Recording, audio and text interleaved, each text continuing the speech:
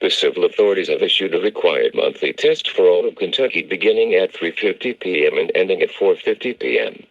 This is a coordinated monthly test of the Kentucky Emergency Alert System. In cooperation with federal, state, and local officials, broadcasters are testing equipment to ensure that you may be quickly warned in the event of an emergency. This has been a required monthly test of the EAS network. No action is needed. This is only a test.